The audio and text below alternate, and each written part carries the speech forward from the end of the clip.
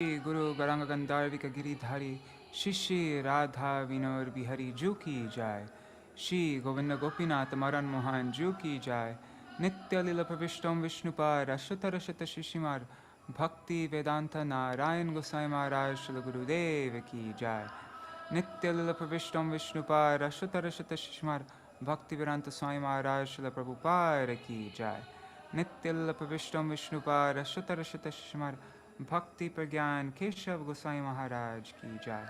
Nitya Lila Pravishtam Vishnupar Ashutara Shata Shishimar Bhakti Siddhanta Saraswati Gosai Prabhupada ki jai. Nitya Lila Pravishta Maha Bhagavat Shila Gorksharas Babaji Maharaj ki jai. Nitya Lila Pravishta Shila Satchidananda Bhakti Vinod Thakur ki jai. Nitya Lila Pravishta Vaishnav Sarvabhauma Shila Jagannath Das Babaji Maharaj ki jai. Shri Rupa Nuguriya Guru Varga ki jai. Shri Rupa Sanatan Bhatta Raghunath Shri Jeev Gopala Padadas Raghunath Shar Gosai Prabhu ki jai. Shri Sarup Damodar Rai Ramanandari Shri Gaur Parshad Vrinda ki jai. Namacharya Shila Haridas Thakur ki jai. Prem se kaho Shri Krishna Chaitanya Prabhu Nityananda Shri Advaita Gadadhar Shri Vasari Gaur Bhakta Vrinda ki jai. Shri Kshetra Mandala Gaura Mandala Braja Mandala Mathura Vrindavan Dham ki jai. Sarva Abhishta Pradata Giriraj Maharaj ki jai. Shri Radha Kunda Shama Kunda ki jai. Shri Amuna Devi Ganga Devi ki jai. Shri Tulsi Maharani Vrinda Devi ki jai. Shri Bhakti Devi ki jai. Shri Purnamasi Yoga Maya ki jai. Shri Gopeshwar Mahadev ki jai. Shri Harinam Sankirtan ki jai. Ananta Koti Vaishnava Vrinda ki jai. Samagata Gaur Bhakta Vrinda ki jai. Shri Nitai Gaur Premanande Hari Hari. Hari Hari Bo. Hari Bol Kishore Bol. Shri Purushottam Vrat ki jai. Vrat Palan Kari Bhakta Vrinda ki jai. Shri Jagannath Baladev Subhadra Sudarshan Chakravarti ki jai. Shri Nitai Gaur Premanande Hari Hari Bol. Hari Bol Kishore Prabhu and Jiva Prabhu Gayatri Mantra and Satya Mataji Hari Bol. Let's see who's on.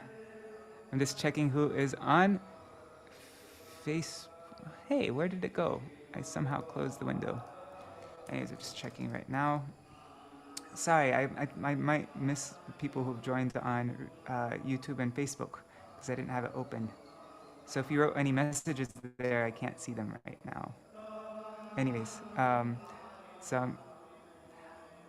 I just remembered there's a beautiful song by Lochan Das Thakur called Shayana Mandire. Hari Bol Raseshwari Mataji, Govinda Sahaprabhu, Karuna Didi, and Ganga Mataji. Dandavat pranams to all of you. Hare Krishna. Yeah, so there's a beautiful song written by Lochan Das Thakur all about Mahaprabhu's sannyas, a very heart-rending song. But I have to see if I can find it. I just thought about it right now. Wait, I think I know what to do.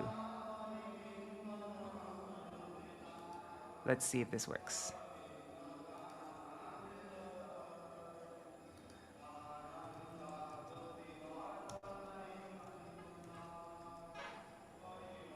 E. Dang it. No, didn't come up. Let me type in Shayana Mandire, because that's how it starts. Shayana Mandire. Nope. Dang it. Anyhow, maybe we can do it tomorrow. I'll find it. Hari Bol Champak Didi. Hare Krishna Govinda Saha. I have it in Bengali, but not in English. Anyhow, so anybody have any suggestions what kirtan we should do? I'm gonna just share my screen. We can look at the options here. Dang it, I wanted to sing Shayana Mandire. Okay.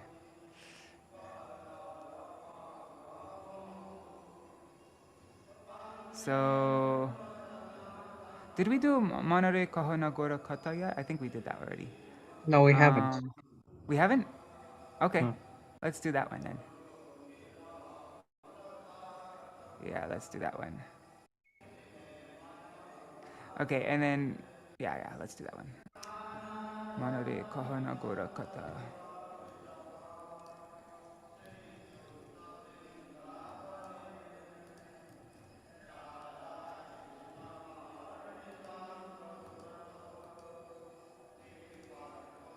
Oh, come on.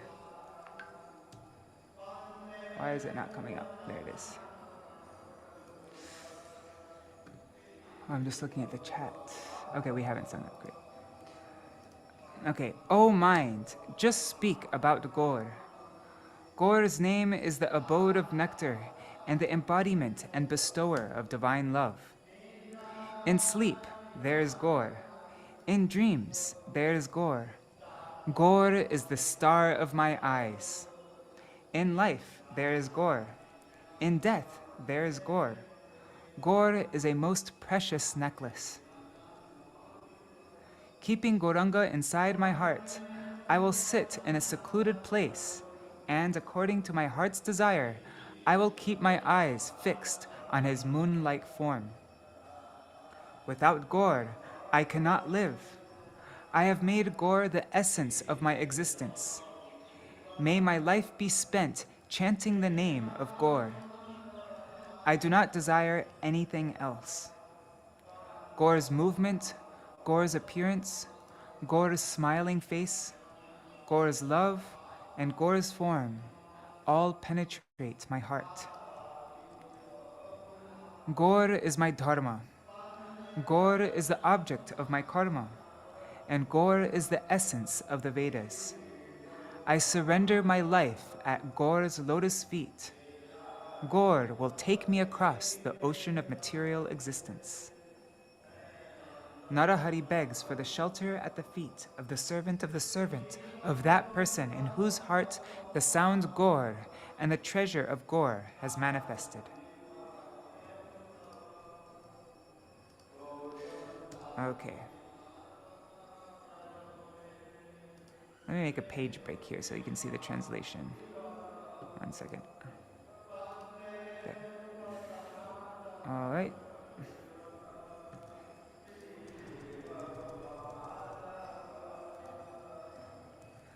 I'm so sorry to waste your guys' time. It's my OCD. I can't help it. Okay. Another page break.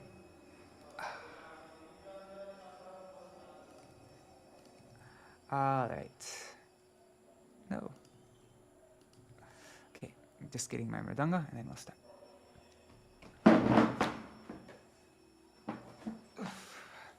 Let's see if Indira Mataji is there. Oh, Hari Bol Sudevi Didi. Okay. Oh, manare.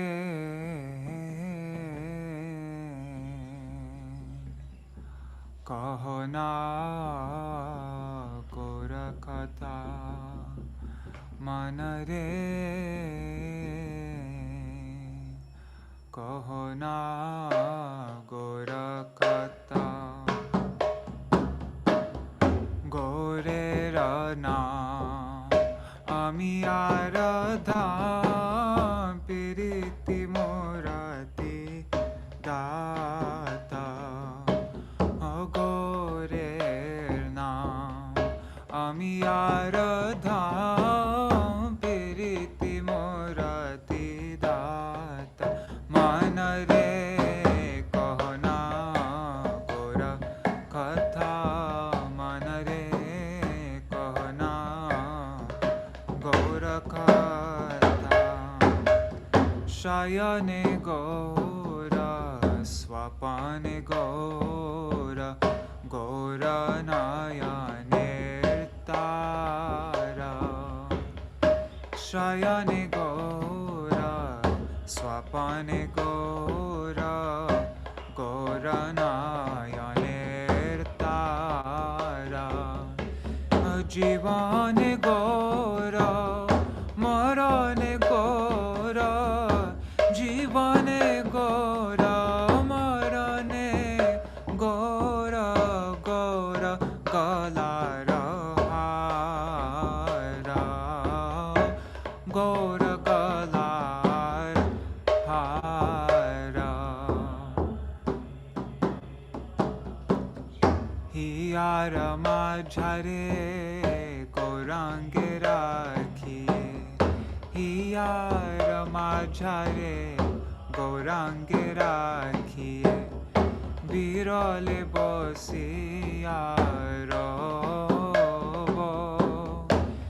বিরলে বসিয়া রব মনের সাধেতে সে রূপ চাঁদে রে মনের সাধেতে সে রূপ চাঁদে রে নয়নে নয়নে তব নয়নে নয়নে তব নয়নে নয়নে তব ও নয়নে নয়নে তব গৌর বিহনে না বাঁচি পরাণে গৌর করেছি সার গৌর বিহনে না বাঁচি পরাণে গৌর করেছি সার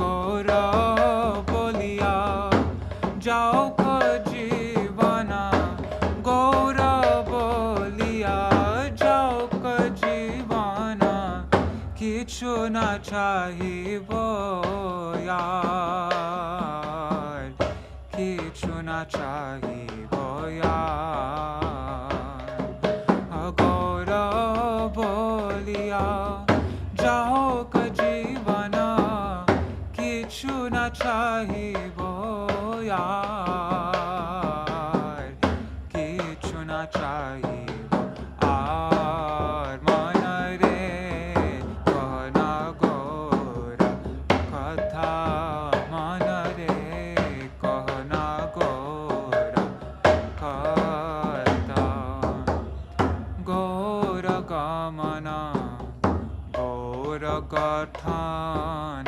গৌর মুখের হাসি ও গৌর গমন গৌর গঠন গৌর মুখের হাসি ও গৌর প্রীতি গৌর মূরতি গৌর প্রীতি গৌর মূরতি হিয়ায় রহল পোষি হিয়ায় রহল পোষি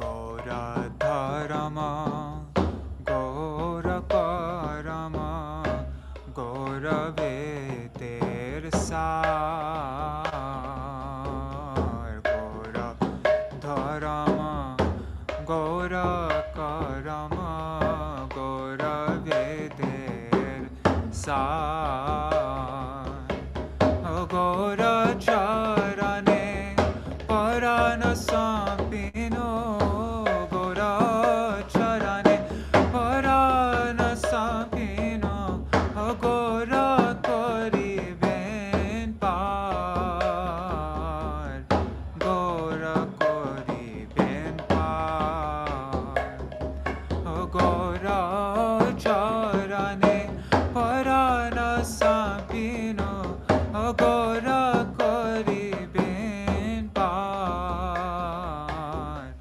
গৌর করিবেন পার গৌর শব্দ গৌর সম্পর যাহার হিয়ায় জাগে ও গৌর শব্দ গৌর সম্পদ যাহার হিয়ায় জাগে নর হরি দাস তার দাসের দাস নর হরি দাস তার দাসের দাস চরণে শরণ মাগে চরণে শরণ মাগে নর হরি দাস তার দাসের দাস চরণে শরণ মাগে চরণে শরণ মাগে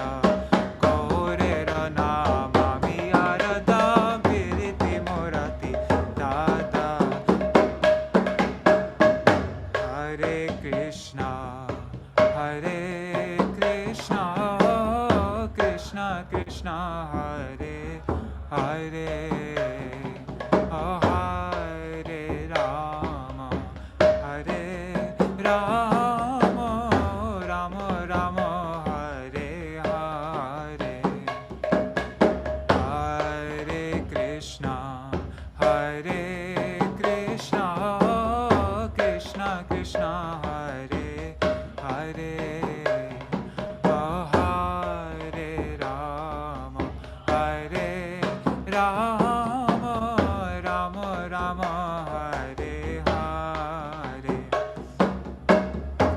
Hare Krishna, Hare Krishna, Krishna Krishna, Hare Hare, Hare Rama, Hare Rama, Rama Rama, Hare Hare, Hare Krishna, Hare Krishna, Krishna Krishna, Hare Hare, Hare Rama, Hare Rama, Rama Rama, Hare Hare, Hare Krishna, Krishna Krishna, Hare Hare, Hare Rama, Rama Rama, Hare Hare, Jaya Sachinandan Gaura Hari, Sachinandan Jaya Gaura Hari, Jaya Sachinandan Gaura Hari, Sachinandan Jaya Gaura Hari, Hari Bol, Hari Bol, Hari Bol, oh Gaur Hari Bol, Nitai Gaur Hari Bol, Hari Bol, Hari Bol, Hari Bol.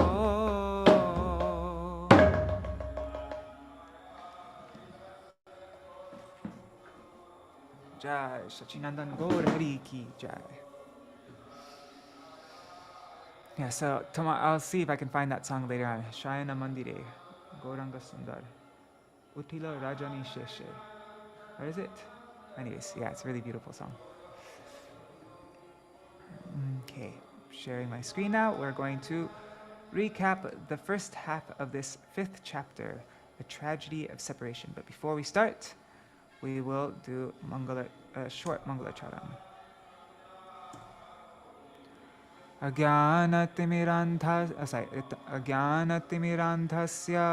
Jnananjana Shalakaya Chakshurunmilitam Yena Tasmai Shri Gurave Namaha Gurave Gaurachandraya Radhikaya Tadalaye Krishnaya Krishna Bhaktaya Tar Bhaktaya Namo Namaha Vansha kalpatarubhyascha kripa sindhubhya eva cha patitanang pavanebhyo vaishnavebhyo namo namaha ajanulambita bhujo kanakavadato sankirtanaikapitaro kamalaya vishwambharo dvijavaro yugadharmapalo Vande Jagat Priyakaro Karunavataro Namastrikala Satyaya Jagannatha Sutaya Cha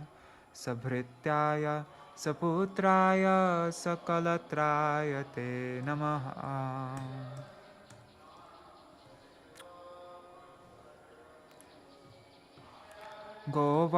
No, we're doing Jagannath first. Nilachala Nivasaya Nityaya Paramatmane Balabhadra Subhadrabhyam Jagannataya Te Namaha Govardhana Dharam Vande Gopalam Goparupinam Gokulotsavamishanam Govindam Gopika Priyam. Oops. Tavai vasmi na jivami tvaya vina Iti vigyaya devi tvang nayamang charanantikam. Bhaktya vihina aparada lakshai Kshiptashtakamaditaranga madhe Kripa mai tvam sharanam prapanna Brinde namaste charanaravindam Bhaja Shri Krishna Caitanya Prabhu Nityananda Shri Advaita Gadadhar Shivasari Gaur Bhakta Vrinda Hare Krishna Krishna Krishna Hare Hare Hare Ram Hare Rama Rama Rama Hare Hare.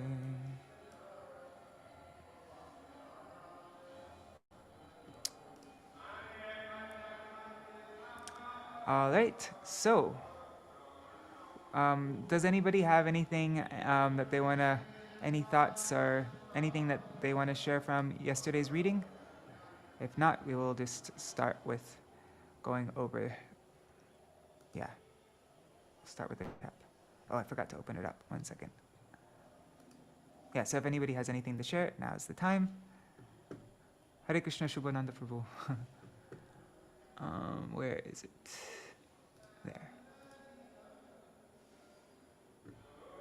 Golden volcano of divine love.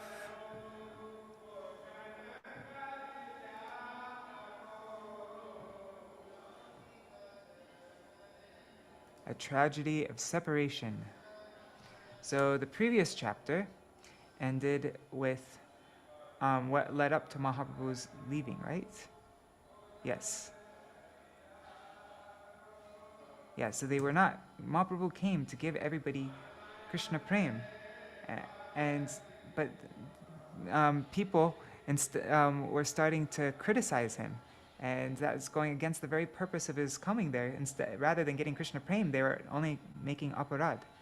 So then Mahaprabhu revealed to Nityananda Prabhu and a few others.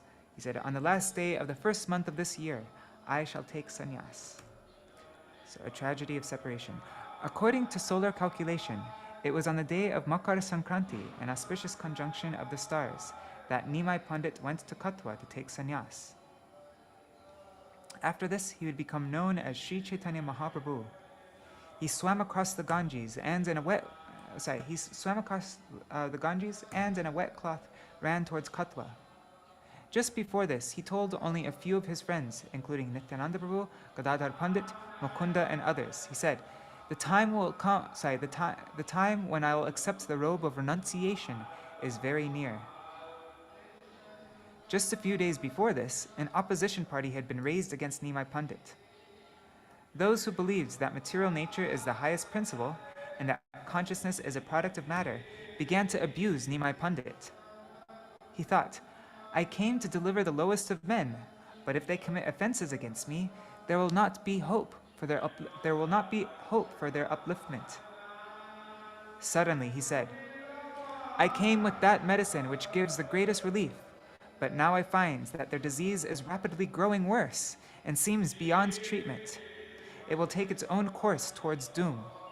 The patients are committing offenses by abusing their doctor. They are making arrangements to insult me. They take it that I am a family man, their nephew. They take me as one of them. I came with the best medicine for the present degraded age, but now I find that they are plotting against me. Now they are doomed. At least I have to show them that I am not one of them. He thought, I shall leave family life and take sannyas and wander from village to village, town to town, preaching the holy name of Krishna. That was his decision, and within a few days, he went to take sannyas at Katwa from Keshav Bharati Mahārāja. Just the day before he left to take sannyas, from the afternoon until the evening, there was a spontaneous gathering of devotees in the home of Nimai Pandit. Every year in Bengal, the day was celebrated as Lakshmi Puja, worship of the goddess of fortune, when special cakes are prepared and distributed. Nimai, knowing that early the next morning he would leave Navadip to take sannyas, attracted his followers in such a way that almost every leading devotee came to see him that evening. the Hare Krishna Mahamantra. They came with flower garlands and many other offerings to be presented to the Lord. Nimai accepted their garlands and then placed them on the necks of the devotees who gave them. Only 4 of his most intimate devotees knew that he was leaving. The ordinary devotees did not know this. The ordinary devotees did not know that this would be the last night, his last night in Navadvip. With his own hands, he garlanded the necks of the devotees and appealed to them. Always chant the name of Krishna. Under no condition should you give up this Krishna Nam. And don't do anything else. While working, eating, sleeping, or walking, day or night, and whatever you do, continuously take the name of Krishna. Always talk about Krishna, nothing else. If you have any real attraction to me, then don't do anything without chanting the name of Krishna. Cultivate Krishna consciousness. Krishna is the origin of us all. He is our Father. We have come from him. The son who shows no gratitude toward the father is sure to be punished birth after birth. Always chant these names of the Lord. Hare Krishna, Krishna Krishna, Hare Hare, Hare Rama, Rama Rama, Hare Hare. No other religious principle is required. Chant Hare Krishna. This is not an ordinary mantra, but this is the Mahamantra, the greatest of all the great mantras, the very essence of all the mantras known to the world. Only take to this, always. No other prescription is to be followed. Remember your Lord, your home. This is a foreign land. You have nothing to aspire after here. Try to always go back home, back to Godhead. In this way the Lord spoke, and all his devotees intuitively came, because it was Nimai Pandit's last night in Navadvip. Something inside them just brought them there, even though they didn't know that this was his last night. Late at night, one devotee named Kolavecha Śrīdhara arrived. He used to make trade on the plantain tree and its fruit. He would sell the fruit, ripe or green, and the big leaves, which are used as plates. Sometimes Nimai would pay him less for his fruits than what they were worth, and sometimes he would snatch the best fruits from him. Śrīdhara came to see him late at night to offer him a choice pumpkin, and Nimai thought, I've spent almost my whole life snatching so many things from him, and now, on this last night, he has brought this wonderful pumpkin. I cannot resist. I think it was Loki, though. I don't think it was pumpkin. Then Nimai asked Sachi Devi, Mother, Śrīdhara has given me this pumpkin, this Loki. Please think of how it can be prepared. At bedtime, someone came with some milk. Nimai said, Mother, with this milk and pumpkin, please prepare some sweet rice. So Sachi Devi prepared some pumpkin sweet rice, pumpkin boiled with milk, rice and sugar. You know, I think this was the editors. They heard the word kheer or something, and they thought, oh, okay, well, kheer has rice in it, and so then they wrote rice. That's just my guess, because I don't think it was, yeah. I don't think it was kheer with Loki in it. That would just be weird. Late at night, at about 3 o'clock in the morning, Nimai went away. He left Vishnupriya Devi asleep in bed. His mother Sachi Devi, sensing what was to come, was staying awake all night guarding the door. Nimai bowed down to her and went away. And like a stone figure, Mother Sachi Devi sat there by the gate as Nimai left. She could not say anything, but was struck dumb. A little after 3 o'clock in the morning, Nimai swam across the Ganges, and in his wet cloth went straight to Katwa, a distance of 25 miles. He reached there by 9 or 10 o'clock. There he approached Keshav Bharati to take sannyas.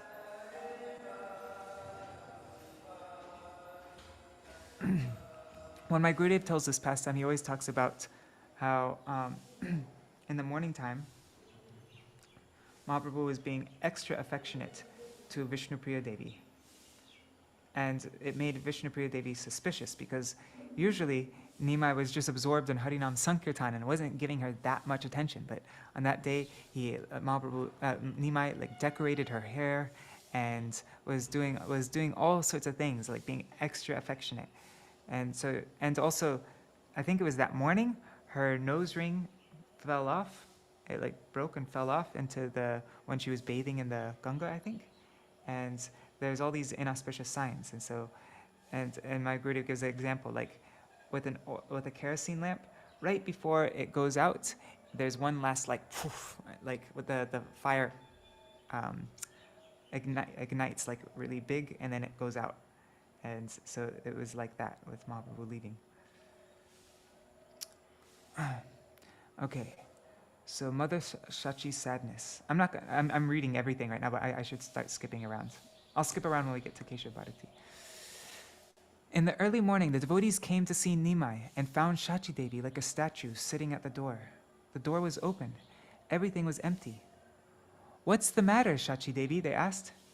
She told them, "Oh, I was waiting for you devotees. You take possession of the house. I shall go somewhere else. I cannot enter this house anymore. You are his associates. You are the true heirs. Take possession."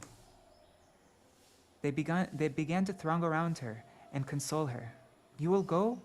What about the young wife he left? The girl is only 14 years old. Who will protect her?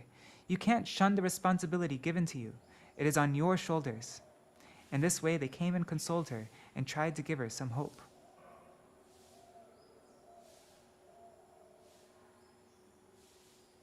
Oh, Satya Mataji said, Loki kheer is a real thing. But is it with rice? It is with rice. Huh. Okay. Interesting. Okay. Well then, it is a thing. Cool. Yeah. Okay. Then maybe it was that kind of kheer then.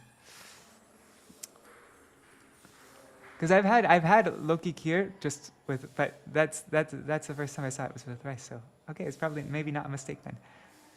Maybe not the editors. Okay. So you can't shun the responsibility given to you. It is on your shoulders, Shachi Devi. So in this way, they came and consoled her and tried to give her some hope. Suddenly, the devotees heard that Nimai Pandit, Sri Gauranga, had left Navadvip. They learned that Krishna had gone to Katwa, to Keshav Bharati's ashram to take sannyas, bidding goodbye to the people of Navadvip forever. A dark shadow came down. Many began to weep and cry for him. Many of them ran towards Katwa. Nimai Pandit was an unprecedented scholar with beautiful features, tall, fair, and benevolent. He had already made the people mad with the holy name of Krishna. He had released the two great sinners, Jagai and Madai, from their nasty life. He checked the Mohammedan ruler, the Qazi, who had broken the Mridanga drum. As a famous Pandit, he had many scholars who came to conquer Navadvip, which is very much renowned for its high culture of learning, especially of logic. But Nimai Pandit left Navadvip forever and took sannyas because the people of Navadvip could not appreciate him. He reached Katwa, where, just on the banks of the Ganges, there was a sannyasi named Keshav Bharati. Nimai went to him and asked him for sannyas. Keshav Bharati suddenly found that his ashram was full of luster. At first, it seemed as if the sun was rising before him. Then he saw that it was a bright person approaching. He rose from his seat and with strained eyes, approached him in wonder. "What is this?" he thought. Then he realized that the great devotee scholar Nimai Pandit had come. He appeared before him, saying, "I want to take sannyas from you." But Keshav Bharati could not accept Nimai's offer. He said, "I'm charmed by your beauty and personality," he said, "but you are so young, only 24 years old. What about your mother, your wife, and your guardians? Without consulting them, I cannot venture to give you the robe of renunciation." In the meantime, as it was Makar Sankranti, a famous holiday, many people had come to take bath in the holy waters of the Ganges. They gathered there, and the rumors spread like fire. Nimai Pandit of Navadvip has come to take sannyas. Many men flocked there until a huge crowd gathered. They all opposed Mahaprabhu's sannyas. Some of them raised their voices in protest. "You, Keshav Bharati, we will not allow you to give sannyas to this young man. He has a family, his mother and wife. We won't allow it. If you give sannyas to this charming young beautiful boy, we will break down your ashram immediately. It cannot be." But Nimai kept pressing for sannyas. At last, Keshav Bharati asked him, "So you are that Nimai Pandit about whom we have heard so much?" And he said, "Yes," said Nimai. Keshav Bharati told him, "I can give you sannyas, but you have to take permission from your mother. Otherwise, I won't give you." Then Mahaprabhu went And then he thought, no, he's going to convince everybody. He's so influential. So then he called him back. And then Nityananda Prabhu, along with Nimai's maternal uncle Chandrasekhar, Mukunda Datta, and Jagadananda Pandit, gradually arrived there. And that afternoon, the sannyas function began. Chandrasekhar Acharya was asked to perform the ceremony on behalf of Nimai Pandit, who began to chant and dance and charm the audience.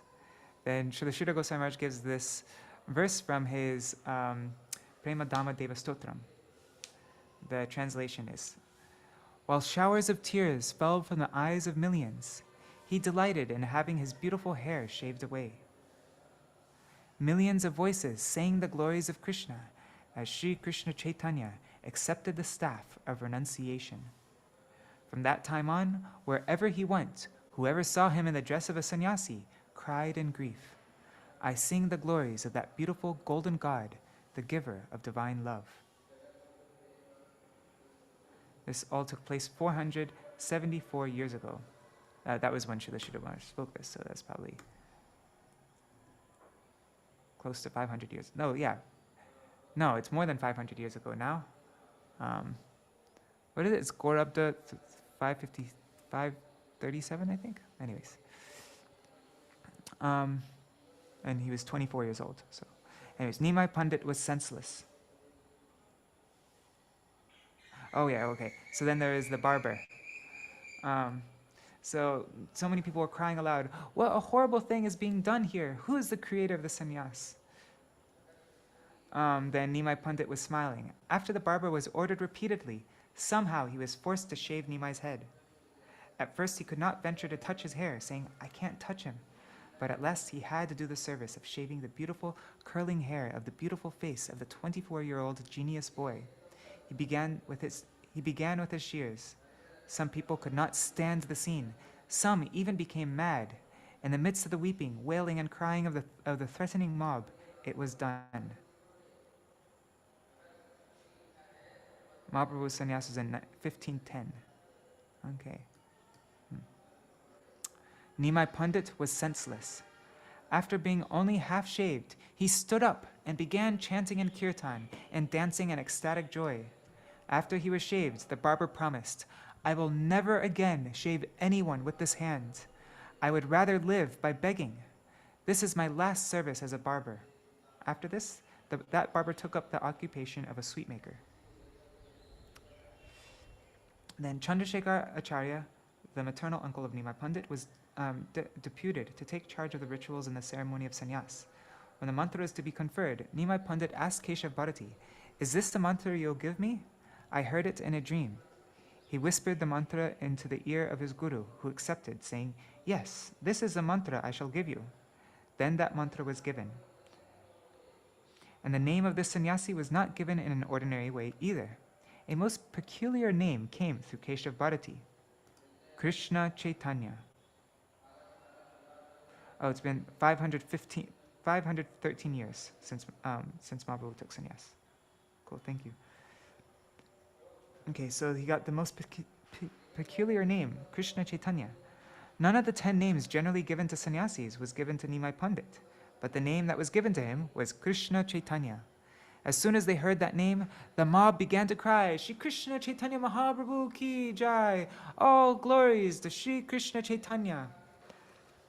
The father of Srinivasacharya was a class friend of Nimai Pandit. On his way to his father-in-law's house, he heard that Nimai Pandit had come to take sannyas. He ran there, and seeing everything, he became dumb. He was devastated and went half mad. After that, nothing came from his mouth but Caitanya.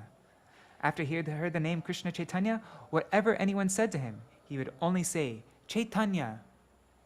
He became mad. After that, his name became Caitanya Das.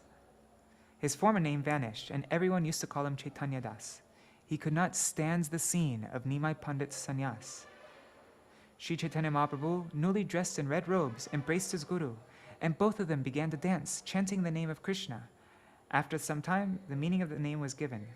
Keshav Bharati Maharaj said, Shri Krishna Chaitanya means that you arouse Krishna consciousness throughout the entire world. You have descended to make all people Krishna conscious. So the most suitable name for you cannot but be Shri Krishna Chaitanya.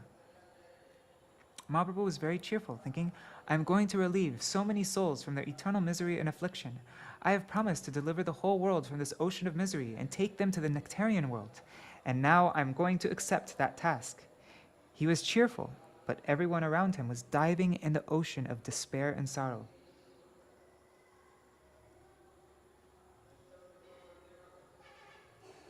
Okay. Now, this is the last section that we read yesterday. Krishna conception, union and separation. In this way, the sannyas of Nimai Pandit took place. What is the meaning of his sannyas? Is it a redundant auxiliary or necessary part of spiritual advancement? Is it desirable? Although apparently undesirable, still it has its necessity. In the Krishna conception of theism, there is a deep-rooted correlation between union with the Lord and separation from him. Union and separation. There's a correlation between them. Without separation, union cannot be deep-rooted. The pain of separation can enter into the depth of the heart much more than cheerfulness. Such apprehension increases our satisfaction. The greater our want, the greater our satisfaction. This is especially true in love affairs. If there is no necessity of a thing, it has no value. This principle is found everywhere. A glass of water is ordinary, but according to the degree of its necessity, its value will increase. If you're dying out of thirst and you get some water, oh my God, the necessity of the water becomes, and also the relish of the water, it's like the relief and, yeah. Necessity means separation. Necessity independent of fulfillment is separation, hunger. Separation plays the most important part in both Navadvip and Vrindavan Leela. How many years of union were between Krishna and the gopis? Krishna was only in Vrindavan from the age of 7 years up to the age of 12, so 5 years. Then he went to Mathura. Of course, it is mentioned in the Padma Purana that in peculiar or extraordinary cases, growth should be measured by multiplying 1.5. So when Krishna is 8 years old, it should be considered 12. And when he is 12, he should be considered 18 years of age. So according to his growth, Krishna was in Vrindavan from the age of 12 to 18. But according to his years, from the age of 7 to 12. The depth of divine love. Okay, so this is now, we're continuing on from where we left off. And just something very interesting, guess what Padmanabha Maharaj spoke on yesterday, his class. He gives class 3 days a week. And his topic yesterday was, just randomly, he read the introduction to this Golden Volcano of Divine Love, but he decided to read today, like skip all those chapters and just read this from this point on, like the second half of this 5th chapter. Yeah, it was pretty neat. And those classes are being uploaded to his YouTube channel if anybody ever wants to see them. He's much better than I am at reading, but he also takes a long time to read. Like he'll pause and speak a lot, and I kind of just get through it quickly. So, Haribol Pradyumna Prabhu and Mantra Murti Mataji. Okay. The depth, I'm not very good at summarizing though, that's why I end up just like reading everything over again. Okay. The depth of divine love. Krishna stayed in Dwarka for a long time. Altogether, he lived here on this earth for 125 years. I think we read this part also, didn't we? I can't remember. After he left Vrindavan at the age of 12, the pangs of separation were felt by the gopis throughout their whole lives. Their long, long separation has made their devotion so dignified. The test of separation shows whether love is real. Yes, we did read this. Such a long-standing separation and such a great test has never been found in history. Still, the depth of their love did not diminish. Rather, an inconceivable, ever-increasing depth of divine love was found there. And in both Navadvip and Vrindavan, the background is almost similar.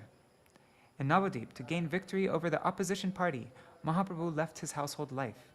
And in Vrindavan Leela, it is also similar. The opposition in Vrindavan Leela came from Mathura in the form of Aga, Baka, Putana, Trinavarta, and other demons who were being sent by King Kamsa. To uproot the opposition, Krishna had to go to Mathura. And when he went there, he found that the opposition was widespread. Kamsa's father-in-law, Jarasandha, Kalyavan, Shishupal, Dantavakra, and many others were inimical to Krishna. So Krishna promised the gopis that after finishing his enemies, he would return to Vrindavan to play peacefully with them. To uproot the opposition party, Krishna had to go away. And he told the gopis in Kurukshetra, I have some enemies. After finishing with them, I will be reunited with you. This sort of hope was given to the gopis in Kurukshetra. Here also, to conquer the opposition party, here also in Mahāprabhu's pastimes, Mahāprabhu had to leave Navadip to conquer the opposition party. Later, after his request, all of the Indian scholars and religionists of different positions and creeds, after 5 years, when he returned to Navadip, everyone was transformed. The mass approached him madly. It is difficult to conceive with what madness the mass approached Sri Chaitanya Dev, the child of their own village. The Ganges, filled with human heads. They crossed the Ganges. The whole Ganges, as far as it could be seen, was filled with human heads. They were running towards him from all directions in such a way that the jungles were cleared by human feet. For a few days, Sri Chaitanya Mahaprabhu stayed nearby in Vidyanagar, and then he went towards Vrindavan, singing the holy name of Krishna. Thousands of devotees were running behind him, digging up the earth to take the dust of his holy feet, and huge pits were being created. For about 18 years, Sri Chaitanya Mahaprabhu led a scholarly life as Nimai Pandit. After that, for about 6 years, he wandered through the length and breadth of India, including Vrindavan. The last 18 years of his life, he remained in Jagannath Puri continuously. For the first 6 years of his sannyas, he mixed with the general public. The last 12 years of his life, he almost retired from the whole human society and engaged himself deeply in tasting the union and separation of Radha Govinda. And many extraordinary symptoms of ecstasy, which have never been experienced anywhere, nor even heard of, were expressed by him. Separation can produce such wonderful effects in the body and mind. Sri Gauranga Avatar.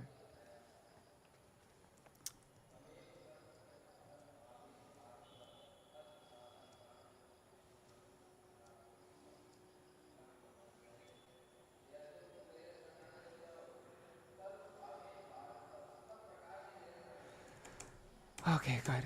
I just read the whole thing that we read previously again. Sorry, I can't help myself. I'm not good. So Sri Gauranga Avatar has twofold characteristics. The apparent reason for his advent is to deliver the people in general from sin and to give them the highest attainment of life, to take them towards Vrindavan, Vrajalila, by giving the holy name of Krishna. This is actually the function of the Yuga Avatar, the incarnation of the Godhead for the age. The Lord comes to distribute the divine sounds and show everyone how to reach the highest position through divine sounds, through Harinam Sankirtan. Still, he had another purpose to fulfill. Once in Brahma's day, in a special Kali Yuga, Dhanya Kali, Krishna himself comes in the mood of Radharani to search for himself. He wants to taste the mood of Radharani, to understand the nature of her inner hankering for Krishna, how she can taste the sweetness of Krishna by her mood, and what is the joy she derives. When he conceived of such an incarnation and proposed his idea to Srimati Radharani to taste the three things, we are told that Radharani, on her part, said, "Sometimes you will madly roll on the earth, taking my name, but I won't be able to tolerate it. I shall cover your body with my golden form. I won't allow you to roll on the earth. I shall cover you with my embrace." So it is said by those who know the ontological aspect of Sri Chaitanya Dev. I offer my respects to Sri Chaitanya Dev, whose mood and color is Radharani's, and whose inner self is Krishna, searching for himself, tasting himself, and trying to understand why Radharani is mad to taste him, and what sort of sweetness she finds in him. Radha Bhava Dyuti Suvalitam Nomi Krishna Sarupam.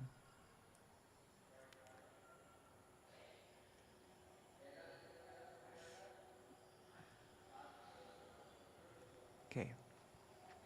So we just read that was pretty much the translation to this verse, what we just read. In this verse, Surup Damodar says that the pastimes of Radha and Krishna and those of Sri Chaitanya Mahaprabhu are parallel and eternal. That's this verse. Radha Krishna Pranaya Vikritir Ladini Shakti Rasmad. Oh no, this one's a bit different. Anyways, I'm trying to move along because we need to get to where we were yesterday. So therefore, Swarup Damodar says, whether Caitanya avatar is first or Krishna avatar is next, or Krishna avatar is first and Caitanya avatar is next, is difficult to say. Both are eternal. And who is Śrīdhara? She is the development of the sweetness that springs from Krishna himself. That sweetness, in a developed form as Radha, springs up from within Krishna.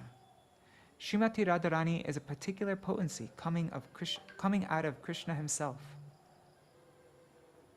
Hladini Shakti. So Radha and Krishna cannot be conceived of as separate entities. The two of them are one and the same. Just like sun and the sunlight, are fire and its heat are one and the same. Srila Rupa Gosvāmī explains this verse, Radha Krishna Pranay Vikriti Hladini Shakti Rasmad, as follows. He says that just as a serpent naturally moves in a crooked way, in a zigzag way, the nature of love is naturally crooked. It is not straight. So the concerned parties quarrel, sometimes with cause and sometimes without cause, and separation comes. Separation is necessary for the transcendental pastimes of Radha and Krishna.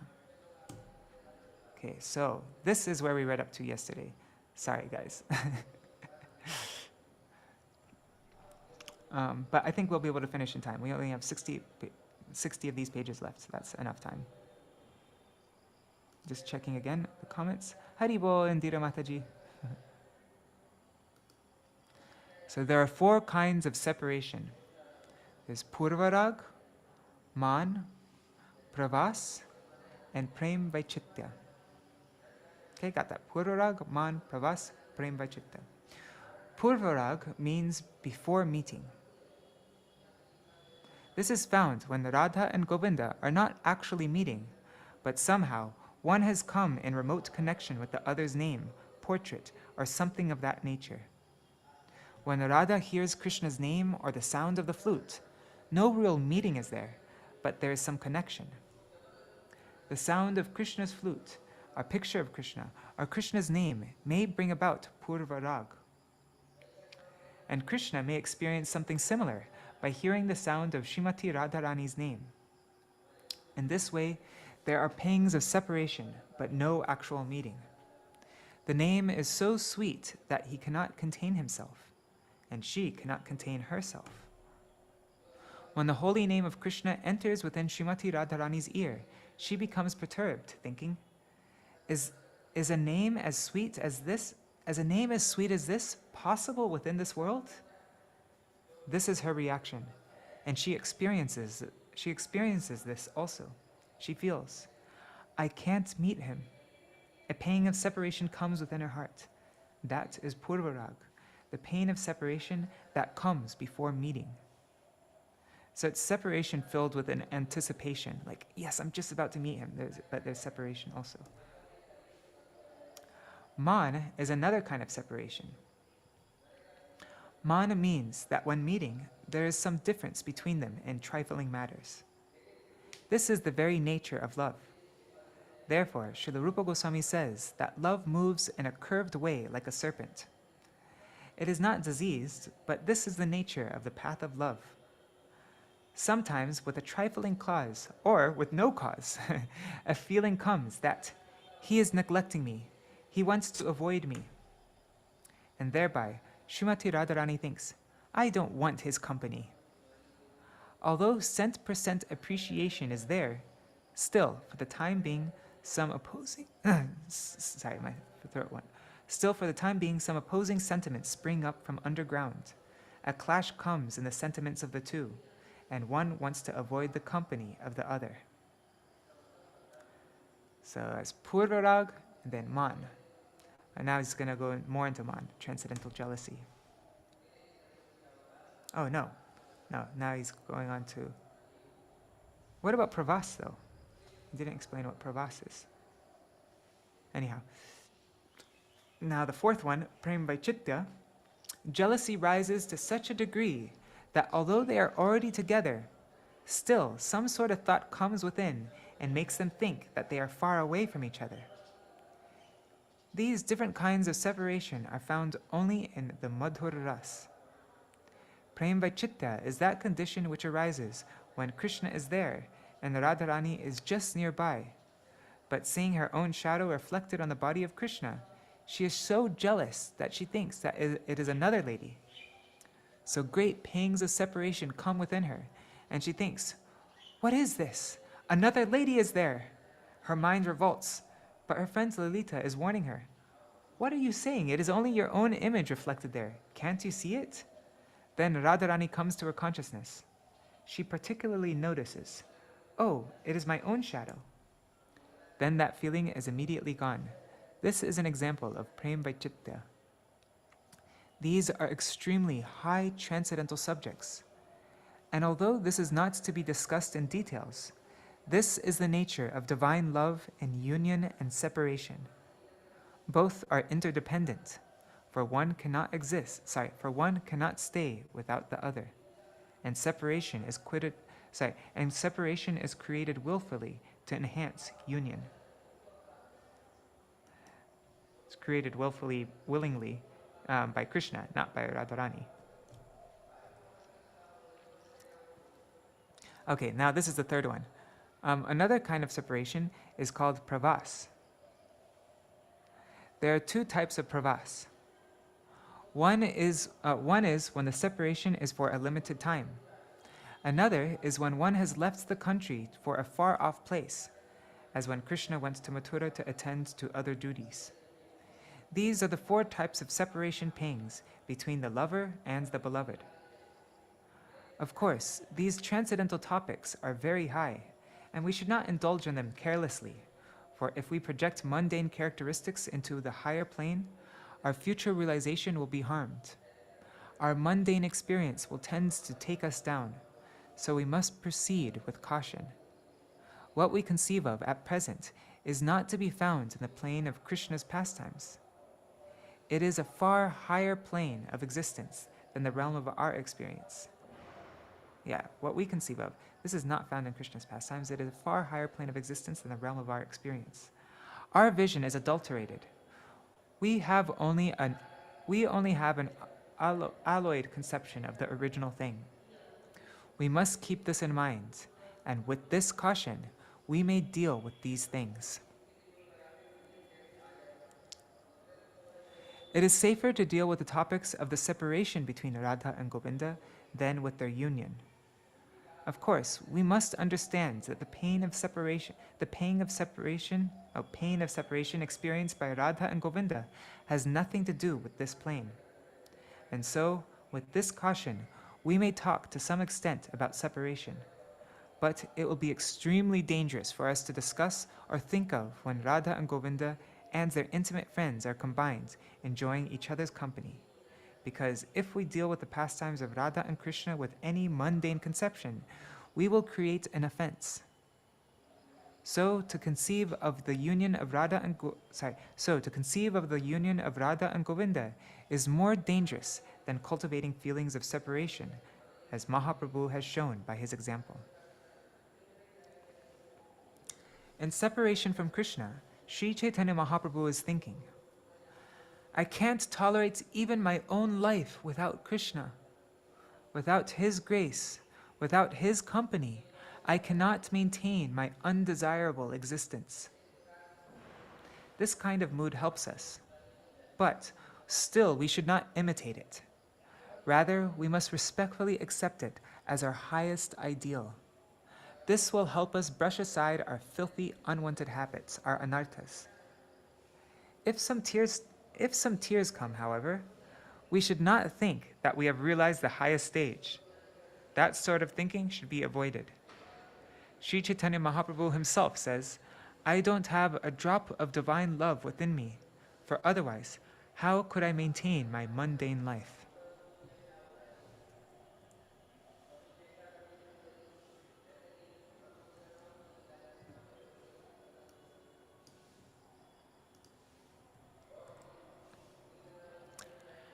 And Sri Caitanya Mahaprabhu took sannyas so that the residents of Navadvip would be drawn into this high stage of separation through affection's force. I just want to read a quote about separation that I really like. um, um, where is it? Let me just open up this. Excessive. There it is. Okay.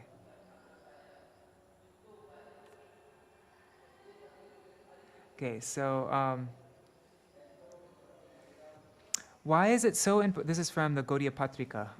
It's from one of the editorials in the Gaudiya Patrika. Why is it so important for a sadhaka to experience separation? In order to give motion to any substance within the material world, some energy is needed. For example, one second, let me just make this big. There, now you can read it. Yeah. For example, with the help of excessive combustion, rockets can carry a space shuttle across the layers of the atmosphere. Similarly, in the stage of sadhan, the sadhak will only make advancement when the fire of separation from Guru and Krishna is present. If properly ignited and blazed in the heart, this fire of separation can take the jiva beyond the many layers of this material creation to the spiritual world. When the sadhak associates with a devotee who is already experiencing this intense fire of separation, that fire is ignited within his own heart. Those with a profound and intimate love for their Gurudev are overwhelmed by the most painful feelings of separation in his absence.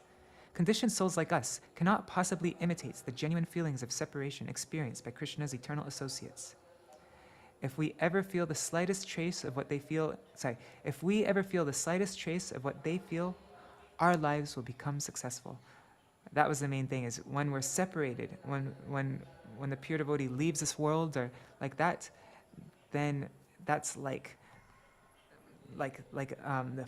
you need excessive combustion. The fire, intense fire, can shoot the rocket up into across the layers of the atmosphere. And so in this way, Sri Caitanya Mahāprabhu took sannyas so that the residents of Navadvip would be drawn into this high stage of separation through affection's force. His old mother Shachi Devi was crying hopelessly. His young wife, Vishnupriya Devi, was helplessly passing her days. Mahāprabhu took sannyas to create excitement, piercing into the hearts of the people the divine love that he came to give. They thought, who was Nimai Pandit? What great benefits did he come to give us? That he left everything made them sympathetic towards him. And for all these reasons, the Lord went to take sannyas. I must run to Vrindavan. After the function of sannyas was finished, Sri Caitanya Mahaprabhu became mad. I must run to Vrindavan, he thought. I have given up all connection with this world. I have no attraction to it. I must run to Vrindavan to exclusively engage myself in the service of Krishna. In trance, he began to chant a verse from the Śrīmad Bhagavatam, where Krishna gives a description of sannyas to Uddhav. This verse was spoken by a Tridandi Bhikshu, a mendicant. Mahaprabhu quoted this verse, thinking, I have accepted this garb of a sannyasi, for this is favorable to my spiritual life. Now, no one in society has any claim over me, and I will be able to exclusively devote myself to the service of Krishna. I am going to Vrindavan with no other engagement or connection with anyone. In this way, in ecstatic madness, he began to chant and dance. Keshav Bharati Mahārāja embraced him, and both guru and disciple joined together, chanting and dancing. At that time, Mahaprabhu spoke the verse of the Brahmana, who, in the last stages of his life, took Tridandi sannyas and had to tolerate the torture of society in different forms. Oh, we read about that in Śrīmad Bhagavatam. I remember this verse. He said, Etang sa astaya paramatmanishtam adyasitam purvatamar maharshivi aham tarishyami durantaparam tamo mukundangri nishevayaiva. The previous great sages have accepted and shown the path of sannyas. I have now accepted that very form of life. Now, leaving everything aside, I shall run towards Vrindavan. There, taking the name of Mukunda, Krishna, I shall cross over the ocean of nescience. Crossing over this Maya, I shall reach Vrindavan and fully enter the service of Krishna. Was that from Śrīmad Bhagavatam? Uddhav Geet? I can't remember now, actually. Anyways. Maybe not, I don't know. The dress of a sannyasi is meant only for an external adjustment. But the real thing is to serve Mukunda. And so, with this verse, he suddenly started towards Vrindavan from Katwa. Near the banks of the Ganges, he entered the jungle, thinking, now my duty is to reach Vrindavan as soon as possible, and there, in a solitary place, I shall sit and chant and sing the name of Krishna. Sri Caitanya Mahāprabhu ran towards Vrindavan and entered the jungle before evening. And Nityananda Prabhu, Chandrasekhar Acharya, Mukunda Datta, and Jagarananda, they pursued him through the jungle. Sometimes while running, he would suddenly fall on the ground and begin to cry, Krishna, Krishna. Getting up suddenly, he began running without any apparent direction to the north, east, west, and south, wandering in trance.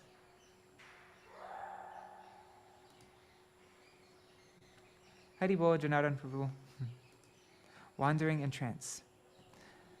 Sometimes he would run away so swiftly that the devotees could not trace him, especially in the night when they would lose him in the darkness.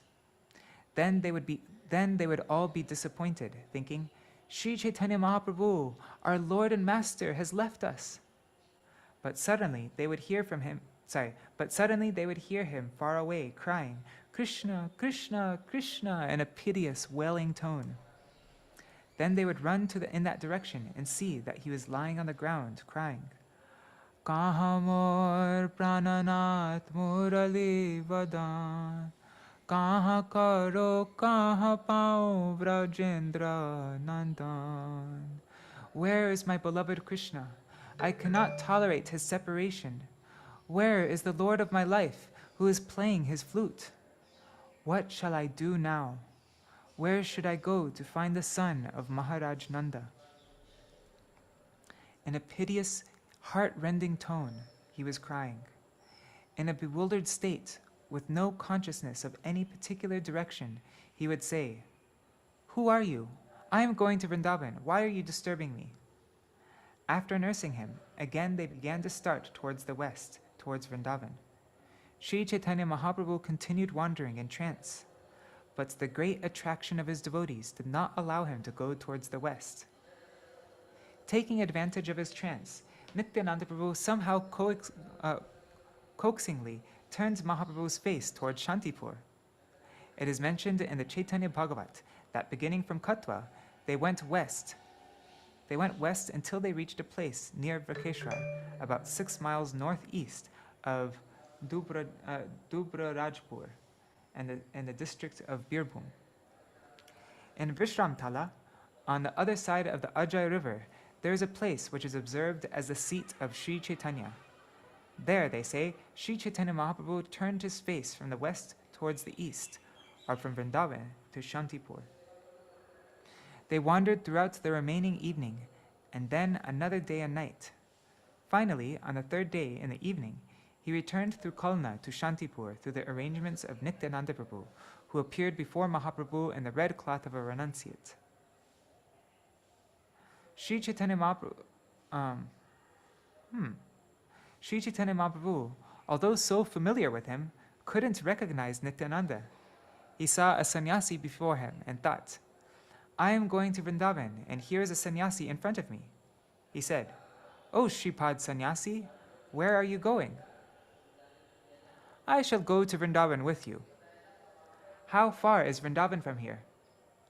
Nityananda showed him the Ganges near Kalna, saying, Just see, there is the Yamuna.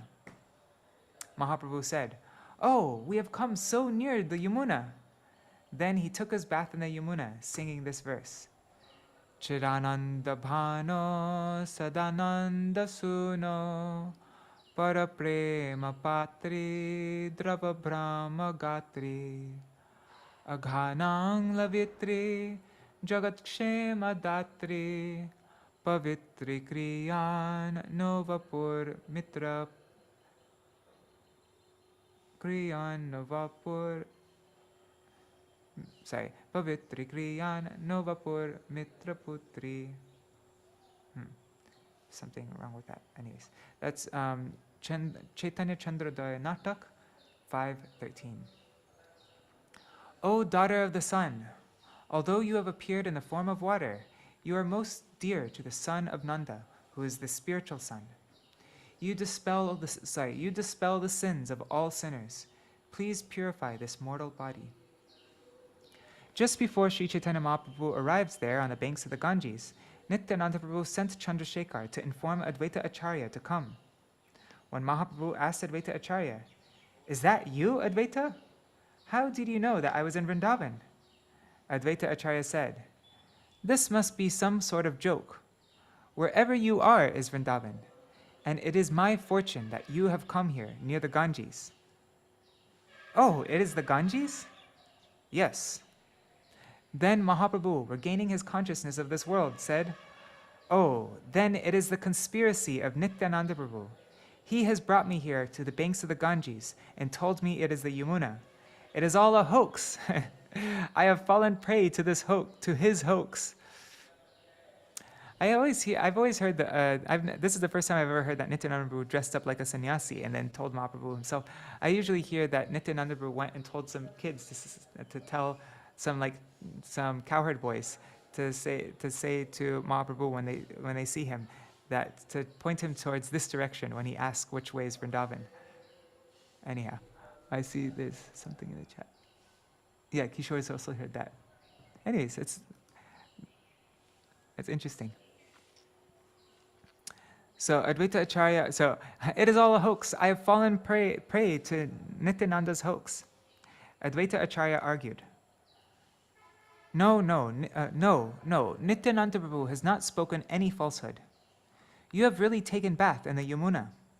The confluence of the Yamuna and the Ganges is in Allahabad, and it is mentioned in the Shastra that the western side is the Yamuna and the eastern side is the Ganges. Now you have taken your bath in the western side, so you have taken your bath in the Yamuna according to scripture. So Nityananda Prabhu has not told any lie. Anyway, I have come with this new dress for you. Leave your wet clothes and accept this new garb. I have also cooked something for you. For 3 days you have been fasting, and today, as a sannyasi, you must take some charity in my house. I am a poor man." He said with folded palms, "But you must come." They took him by boat to Shantipur, to the house of Advaita Acharya. The next morning, Shachi Devi came, and Mahaprabhu spent about 10 or 12 days there in Shantipur performing kirtan. What is Vrindavan? What is Vrindavan proper? It is a stage. Okay, this is where Padmanabha Maharaj read from yesterday, in his class yesterday. What is Vrindavan proper? It is a stage of consciousness. Isn't that interesting? Vrindavan isn't just a place, it is a stage of consciousness.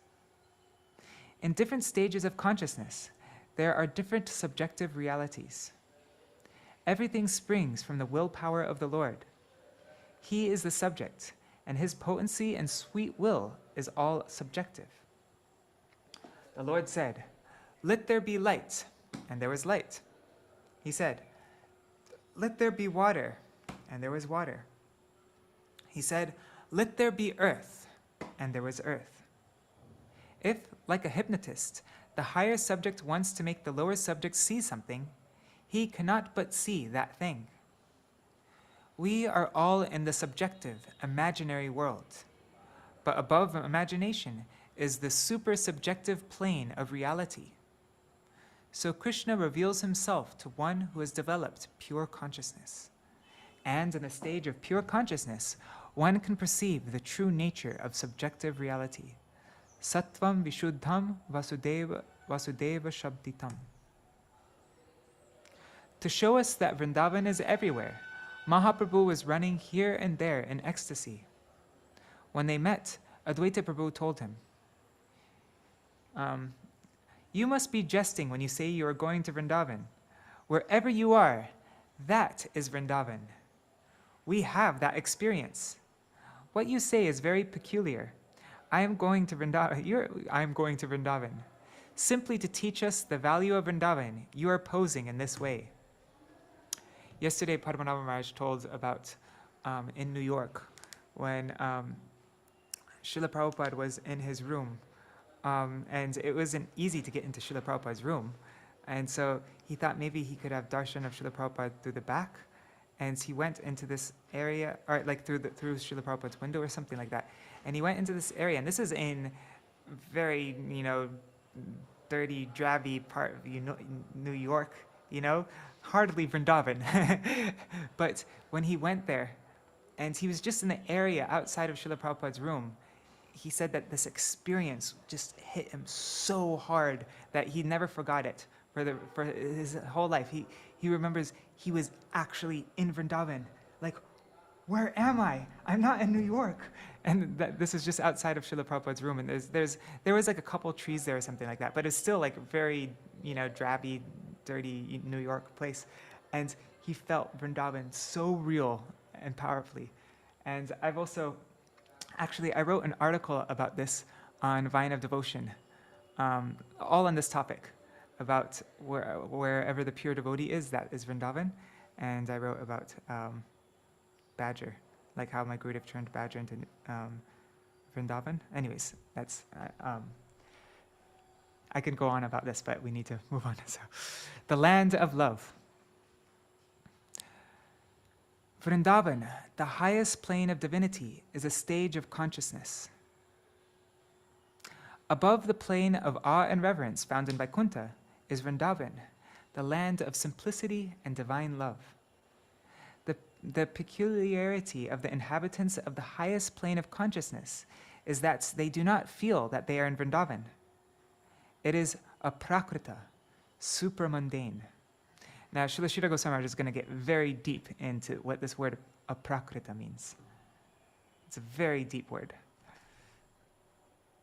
Knowledge has been classified under 5 headings. This is an important lesson that we're going to get in this. This is really good to memorize also. So knowledge has been classified under 5 headings.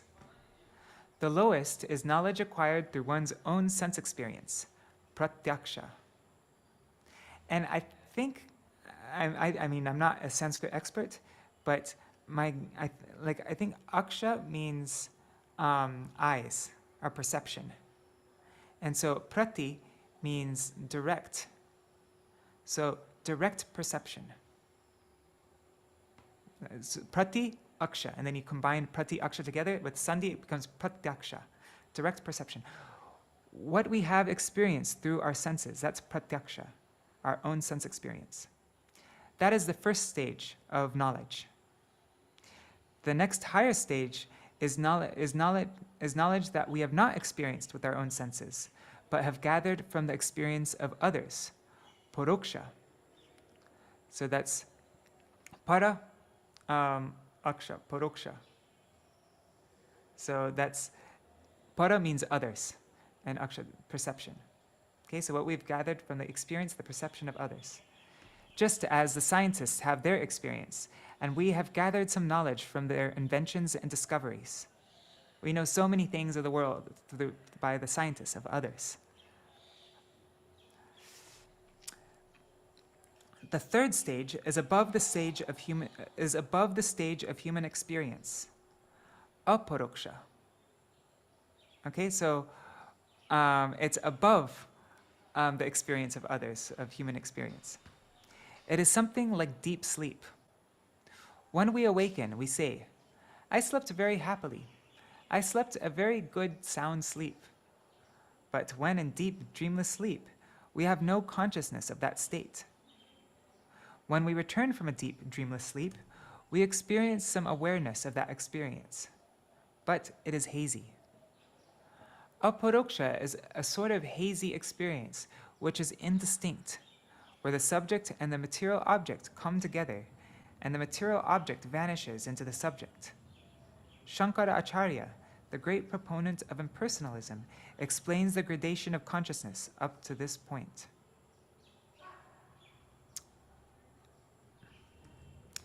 Now the fourth dimension. So I think when it's talking about this experience, you know, as you go up in the universe, things start to become more subtle and more subtle and more subtle. And so this is our experience of the higher planes in this universe until you finally get up to the very last stage, which is, you know, what Shankaracharya was of impersonalism, what he was explaining. So now the fourth dimension. I mean, that's my understanding. I could be wrong. Okay. Now the fourth dimension. So wait, let's recap. First one was pratyaksha. That's our own direct experience. The next one was paroksha. That's the experience of others. These are different levels of knowledge. And then aparoksha. That means beyond the experience of others. So that's like, you know, more subtle, more hazy, but yeah. On the other hand, now we come to the fourth dimension of of knowledge. On the other hand, the great devotee scholar Ramanujacharya, as well as other Vaishnavacharyas, as they are of the opinion that there is a fourth stage beyond this. That plane is called adhokshaj, transcendental, or that which exists beyond the scope of the senses, whether gross or subtle. It is a plane that we can experience only when, by its sweet will, it comes down to our gross plane of understanding. It's not possible to experience this by your own effort. It only comes down by its sweet will to the gross plane of understanding. But if it withdraws, we are helpless. We can't find it. We cannot say that the absolute truth is under the control of our knowledge. We can't measure it like that. It is independent. By its sweet will, it may come down, and we may experience that higher realm. But if it withdraws, we are quite helpless. We can do nothing. We may cry or we may pray, but we can't enter there forcibly by dint of our own power. This is the fourth plane of consciousness, and it is grand, all-powerful, and all-inspiring. Only if it reveals itself to us can we have some experience of that plane known as Vaikuntha, the unlimited spiritual region of awe and power. Remember why he's explaining all this? He was just talking about Vrindavan, how Vrindavan is aprakrita. So this is all helping us to understand what that means, that Vrindavan is aprakrita. That's the fifth stage that we're going to get to.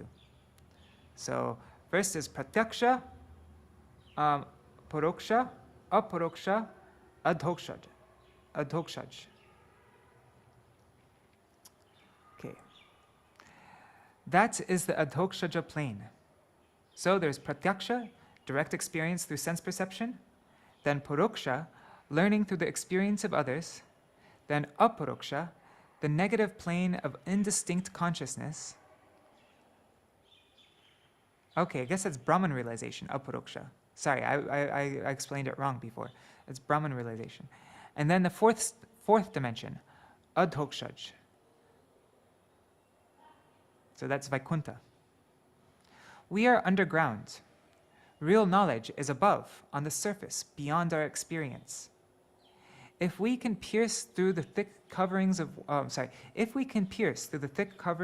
walling up our experience, we can come in connection with another plane of consciousness. That is adhokshaja. Adhokritam indriyajam jnanam. Adhokshaj means the superior knowledge which can force down our knowledge of the experience of this world. That transcendental, supramental knowledge is the fourth stage of knowledge. That plane is different in every way. It is not similar to this world.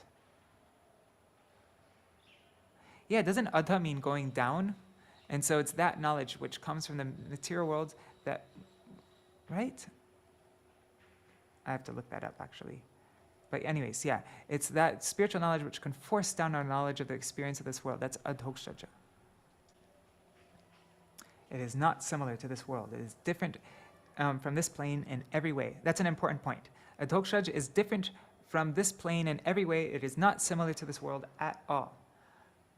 But the aprakrit is similar. So we'll get to there. But through Śrīmad Bhagavatam and Sri Caitanya Mahāprabhu, we come to know that there is a fifth stage of knowledge, which is very similar to this mundane world, yet is not mundane. Isn't that interesting? How the thing that's higher than Vaikuntha, higher than Adhokshaj, is similar to this world, whereas Adhokshaj is very different from this world. So it is not mundane. This is the fifth stage. It's called aprakrit. Aprakrita. Vrindavan is aprakrita. That is Goloka, the full-fledged theistic conception which is only found in Krishna's domain. Remember at the beginning of our reading in the introduction, he started off talking about the full-fledged theistic conception. So this is only found in Krishna's domain. Central knowledge of the Absolute must have a connection with even the lowest level of mundane creation. It must be able to harmonize the worst portion of the illusory world. This is known as aprakrita, supramundane. To enter that highest realm is possible only through divine love. Everything can be compensated only through love. There is a saying that a loving mother thinks that her blind child has beautiful lotus eyes. She is blinded by affection. So what is mean and low can only be compensated by love. That shines very beautifully. That is prem, or divine love. Through mercy, through pity, through grace, a king can come to play with a boy on the street. Affection can make it possible. The difference between high and low disappears at such a stage. The spiritual enchanting potency. The residents of Vrindavan think themselves ordinary. That is Jnana Shunya Bhakti, divine love which is free from any calculation and does not consider even the opulence and power of the Lord. That devotion is above even Vaikuntha and goes on under the spell of Yogamaya, the spiritually enchanting potency. I love this. It is the special art of Yogamaya that those holding the highest position think themselves very insignificant. Love removes the difference of great and small, high and low. Vrindavan is such a plane of existence. There we find devotion free from any trace of calculation, free from any jnana shunya bhakti. Even the residents of Vrindavan may not know their own exalted position. Advaita Prabhu tells Sri Caitanya Mahaprabhu, wherever you are, there is Vrindavan. Narottam Das Thakur says, wherever we find a true devotee of Krishna, there is Vrindavan. Jata Vaishnavagan, She Sthana Vrindavan. That's from Prem Bhakti Chandrika.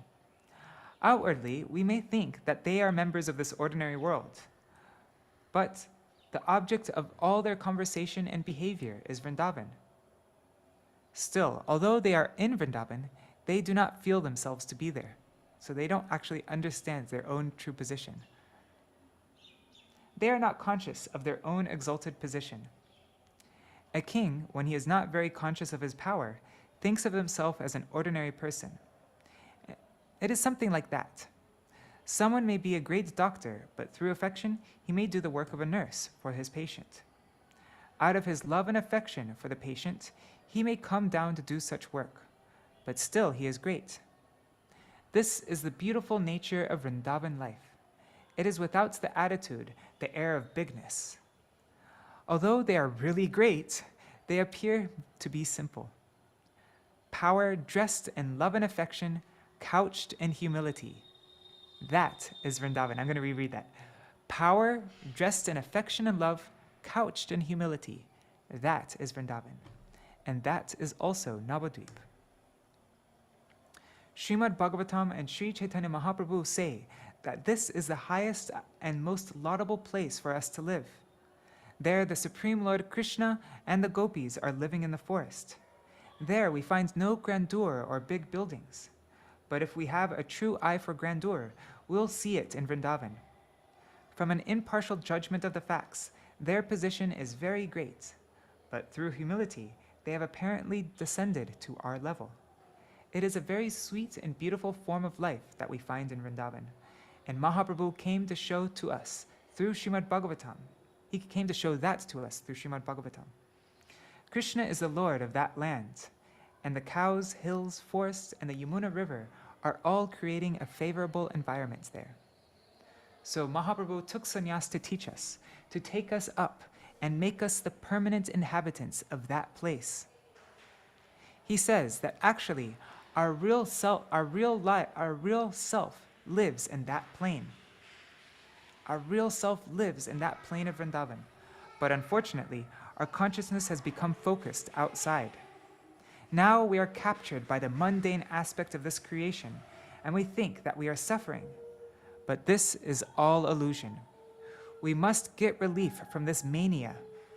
Mania means madness, and now we are possessed by some mania. Just as a madman leaves his home and wanders in the street collecting pieces of paper and cloth, we are focused in this world. But when this madness is gone, we will awaken in our own home. Oh my God, it's 8:32. Anyways, we are at the last paragraph now, our last couple paragraphs. So, yeah, sorry about that. Well, actually, no, we're allowed to finish at 8:35. Remember, I made that in my announcement video. I said that our class will finish at 8:35, so we have some time. A great tragedy. We must return back to Godhead, back to home. Sri Caitanya Mahāprabhu says, "Your home is a beautiful land. You must try for that. Why are you always troubled with the horrors of war, epidemic, earthquake, undesirable disease, stealing, dacoiting, and fighting with so many neighbors? At the bottom of all this is the fact that you have identified yourself with this material world and this body of flesh and blood. You have to retrace your path and go back to your home. That is what is necessary." Our homeland is such a lovely and beautiful and divine place. Sri Caitanya Mahaprabhu's sannyas is all for us, and it is for the purpose of taking us back home where we can leave home comforts. Where we can have home comforts, Mahaprabhu's sannyas is for us, and it's for the purpose of taking us back home where we can have home comforts, home sweetness. If we have any home consciousness within, then we must appreciate such a proposal. Home, home, sweet home. Sri Caitanya Mahaprabhu's sannyas is apparently very cruel to his devotees and to his family members, but it was meant only to take us to our home. To work out the ecstasy of union, it was necessary for Sri Caitanya Mahaprabhu to show separation from his devotees and relatives. Separation and union are mutually helpful. Mahaprabhu's sannyas, his renunciation, is a great tragedy of separation. Jai Shri Sachinandan Gaura Hari Ki Jai. All right, so I finished before it's our finishing time. I still finish on time. Now I'll just do a quick Mahamantra and Jai Dvani.